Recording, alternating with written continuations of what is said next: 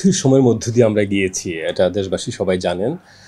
এবং বিশেষ করে সাবেক প্রধানমন্ত্রী যখন চলে গেলেন দেশকে এক ধরনের অরক্ষিত অবস্থায় রেখে, তো তখন কিন্তু আমরা অনেক ধরনের অপ্রীতিকর ঘটনা আমরা দেখেছি। হ্যাঁ, তো এখন এর মধ্যে আমরা শিক্ষা প্রতিষ্ঠানগুলোকে আমরা উত্তাল দেখেছি। আমরা বিশেষ করে আমরা দেখেছি যে খুবই দুঃখজনক যে পুলিশ বাহিনীর যে একটা মোরালটা কলাপস করেছে। হ্যাঁ, এই যে পুলিশ বাহিনীর যে বিধ্বস্ত একটা অবস্থায়, তারা যে থানায় আপনারা হামলা হয়েছে, লুটপাট হয়েছে, অনেক পুলিশ সদস্য মারাও গিয়েছে। তো এই আমি কেন এটা দিয়ে শুরু করলাম এ কারণে, কারণ আপনি শিক্ষাকে আপনি সুষ্ঠু জায়গায় আনতে হলে আমাদের আইনশৃঙ্খলাকে কিন্তু আমাদেরকে সুষ্ঠু অবস্থায় আনা লাগবে আগে। সবার আগে দরকার ছিল যে পুলিশ বাহিনীকে, হ্যাঁ, যে এটাকে খুব দ্রুত আবার দাঁড় করানো।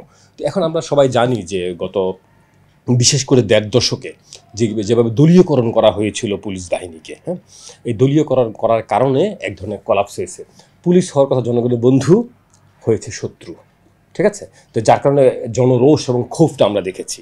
তো এখন পুলিশ তো বাইরের কেউ না, আমাদেরই আত্মীয় স্বজন, বন্ধু বান্ধব, তাই না? সবাই তো আর দোষী না। হ্যাঁ, এই বিশাল পুলিশ বাহিনীতে সবাই দোষী না।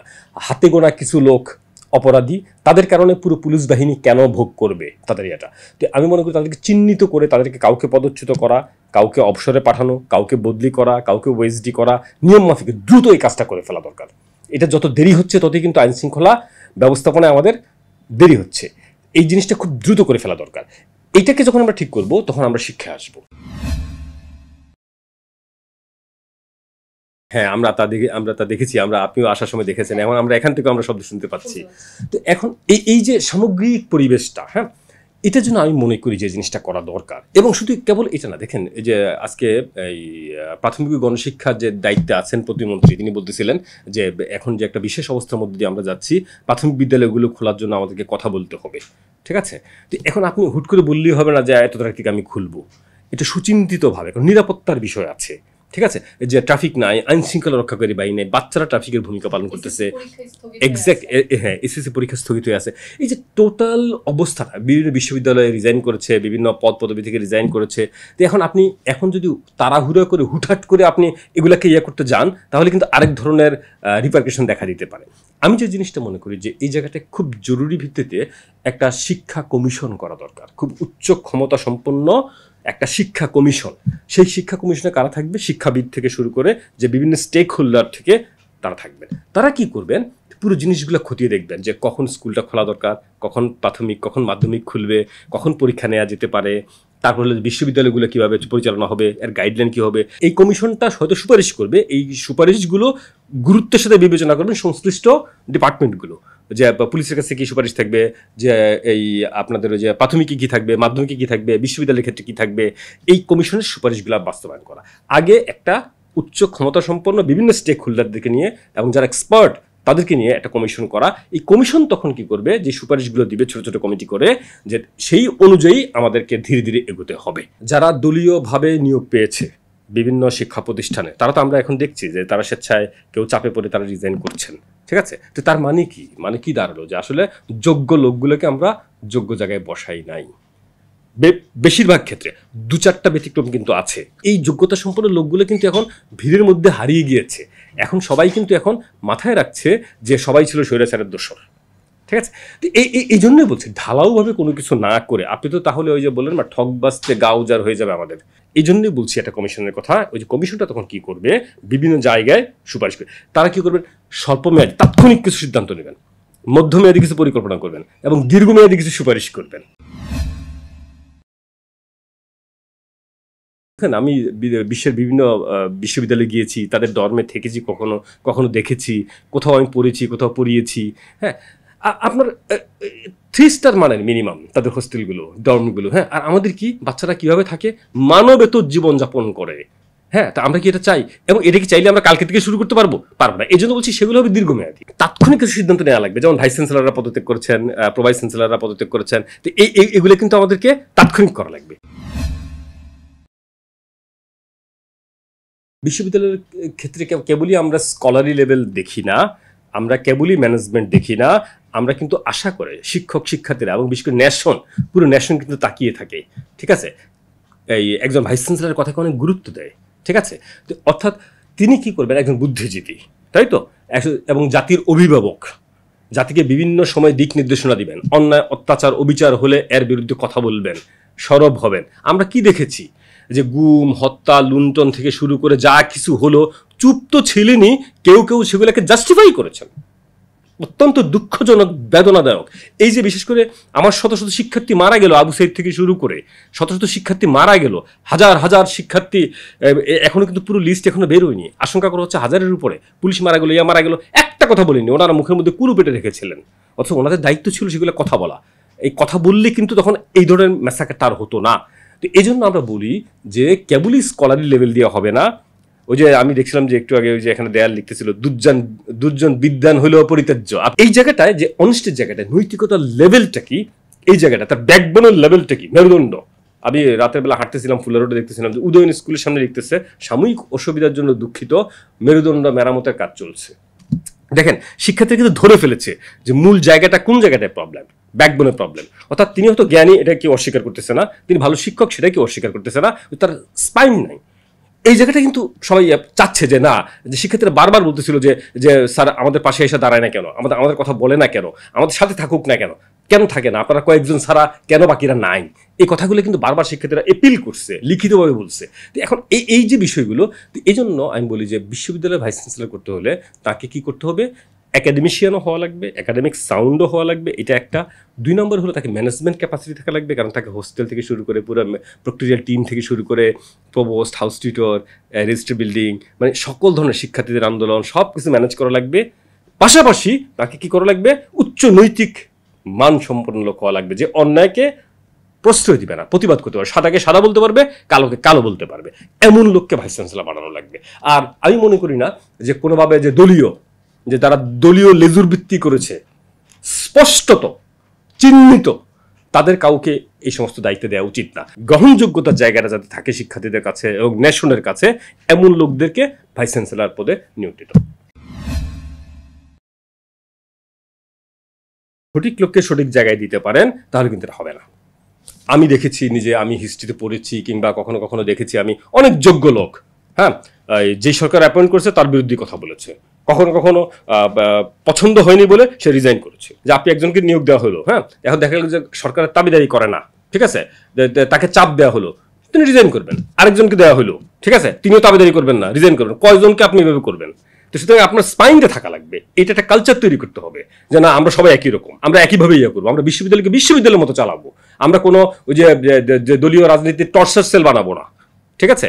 যে এই কালচারটা থেকে যে গেস্ট রুম কালচার, যে আমরা যে ভয়াবহ নির্মমতার চিত্র এখন দেখতে পাচ্ছি, কিংবা আমরা এই যে এখন দেখেন আয়নাঘর, দেখেছেন কি ভয়াবহ অবস্থা, এতদিন বলছে নাই, এখন দেখি সব বেরোচ্ছে আয়নাঘর থেকে, ঠিক আছে। তো এরকম যে বিশ্ববিদ্যালয়ে তো ছোট ছোট আয়নাঘর আছে, তো এই জিনিসগুলো কিন্তু আমরা আর ফেরত যেতে চাচ্ছি না ওই জায়গায়। তো এই জন্য ওইরকম লোককে দিতে হবে, এরকম লোককে নাই বিশ্ববিদ্যালয়ে। অর্ধেকের উপরে শিক্ষকই আমি বলবো যে স্পাইনওয়ালা। কিন্তু মুশকিল হয়েছে আমরা তো এদের থেকে কাউকে চুজ করি না, আমরা চুজ করি হচ্ছে আমার দল অনুগত কে থাকবে তাকে চুজ করি। এই চুজিং এর ক্ষেত্রে ভুল।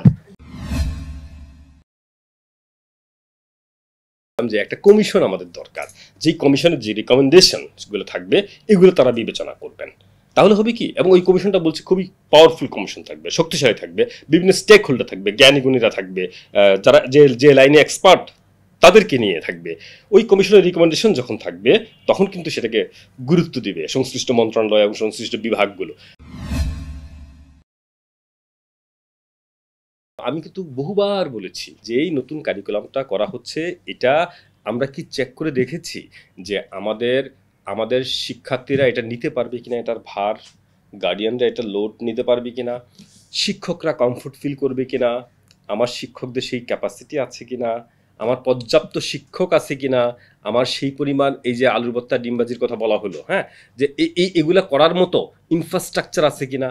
আমার তো ওয়াশরুমই ঠিক মতো নাই বিভিন্ন স্কুলে, হ্যাঁ, আমি কিচেন পাবো কোথায়, সেফ কিচেন, যে আমি এগুলো করব। অর্থাৎ এই যে পুরো জিনিসটা আমি মনে করি যে এটা গবেষণাবিহীন, ঠিক আছে, এবং বাস্তবতা বিবর্জিত একটা শিক্ষাক্রম হয়েছে, যার ফলেই কিন্তু এই ডিজাস্টারটা দেখা দিয়েছে। আমরা দেখেন এডুকেশনে আমরা বলি খুব গুরুত্বপূর্ণ হলো যে তুমি কি শিখছো, এর চেয়ে গুরুত্বপূর্ণ হলো কিভাবে শিখছো, প্যাডাগজির কথা। এখন দেখুন এই যে পুরো সিস্টেমটা কারিকুলামের মধ্যে, যে আমরা বলি যে একটা কারিকুলাম হলো যে চলমান প্রক্রিয়া, যে কারিকুলাম স্ট্যাক থাকবে না, মরা নদীর মতো কিন্তু তাহলে দুর্গন্ধ বের হয়। অলওয়েজ কারিকুলাম চেঞ্জ হবে, এটা দোষের কিছু না। এবং পুরো কারিকুলাম সিস্টেমটার মধ্যে মূল্যায়ন পদ্ধতি ইনক্লুডেড, বিল্ট ইন। এখন আপনি কারিকুলাম করলেন, কারিকুলাম করে 1 বছর পরে বলতেছেন এখন আমরা মূল্যায়ন পদ্ধতি ঠিক করতেছি। আমরা অলওয়েজ বলি যে কন্টিনিউয়াস প্রফেশনাল ডেভেলপমেন্টের মতো আমরা বারবার বলি যে বিদ্যালয় ভিত্তিক যে মূল্যায়ন, এটাকে আমরা প্রায়োরিটি দিই, যে আমরা বছর শেষে একটা পরীক্ষার চেয়ে আমরা প্রায়োরিটি দিই। কিন্তু এর মানে কি এই যে আপনি উইদাউট প্রিপারেশন আপনি একটা জিনিস চালু করে দিলেন? আরও ভয়াবহ জিনিসটা কোন জায়গায় হলো, হ্যাঁ এক্স্যাক্ট, ফিল্ড তৈরি না করে। ভয়াবহ ভুলটা কোন জায়গায় হলো দেখেন, এক একটা স্কুলের কনটেক্সট আলাদা। আমাদের হিলে একরকম, কোস্টাল বেল্টে একরকম, ঢাকা শহরে একরকম, ওই যে বস্তিবাসী একরকম, প্লেইনল্যান্ডে একরকম, আলাদা আলাদা। আমরা অবাক হয়ে লক্ষ্য করলাম যে এই ইয়াতে আপনার ওই যে এই ষান্মাসিক মূল্যায়নে যে যে শুনলেন যে ব্যাপক যে এটা নিয়ে ইয়া তৈরি হলো, রিপারকেশন তৈরি হলো, সেই ষান্মাসিক মূল্যায়ন আমরা কি দেখলাম, সেন্ট্রালি প্রশ্ন করে দেওয়া হলো যে সারা বাংলাদেশের সকল স্কুলে সকল বাচ্চারা একই প্রশ্ন দিয়ে পরীক্ষা দিবে।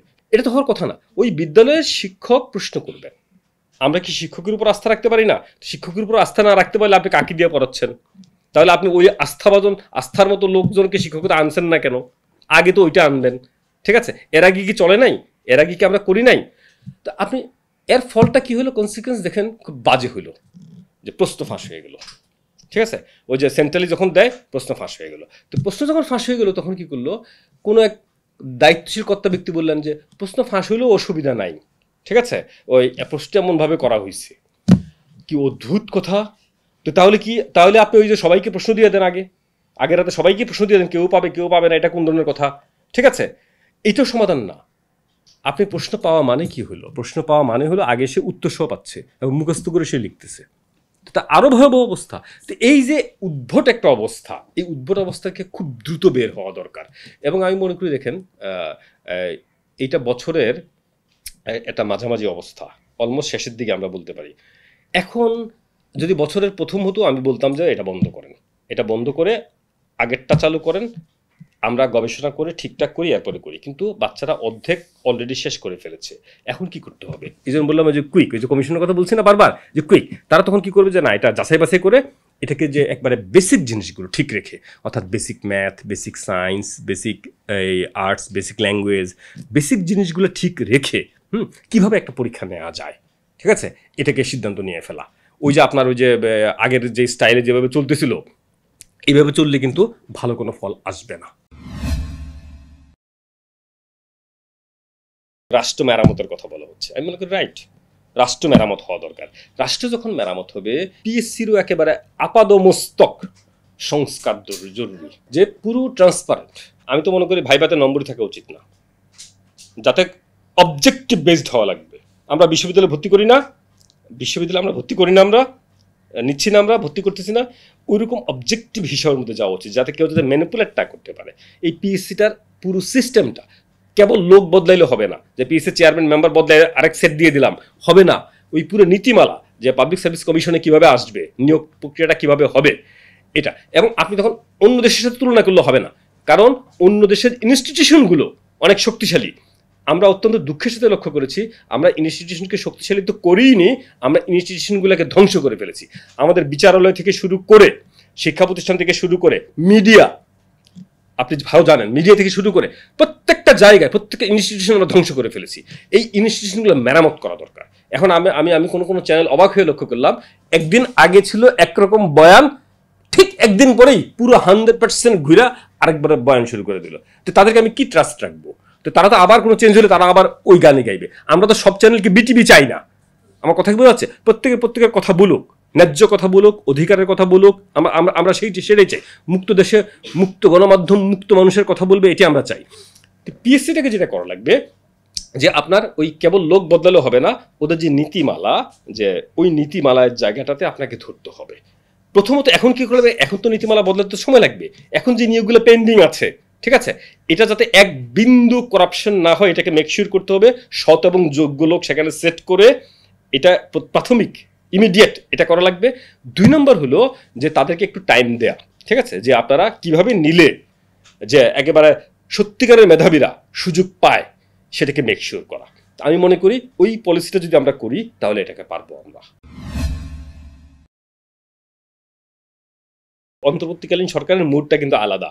একটা ছাত্র জনতার বিপ্লবের মাধ্যমে, অভ্যুত্থানের মাধ্যমে তারা ম্যান্ডেট পেয়েছেন এক ধরনের, তারা কিন্তু এক ধরনের ম্যান্ডেট পেয়েছেন অভ্যুত্থানের মাধ্যমে, মাথায় রাখা লাগবে, ঠিক আছে? তো এখন যে তারা, এবং আমরা দেখেছি যে বিভিন্ন রাজনৈতিক দলেরও সাপোর্ট আছে। তো এখন আমি মনে করি যে তাদের প্রথম কাজ হলো যে বিভিন্ন রাজনৈতিক দলের সাথে কথা বলে, কারণ রাজনৈতিক দলগুলোর সাপোর্ট ছাড়া কিন্তু তারা ভালো কোনো কাজ করতে পারবেন না, আবারও অস্থিতিশীলতা দেখা দিবে। তো কোনো রকম গোয়ার্তুমি না করে তাদেরও যে কাজটা করা লাগবে, রাজনৈতিক দলদের সাথে কথা বলে যে আমরা কি করতে চাই, আমরা এই কাজটা করতে চাই, এভাবে করতে চাই, আমাদের এতদিন সময় লাগবে।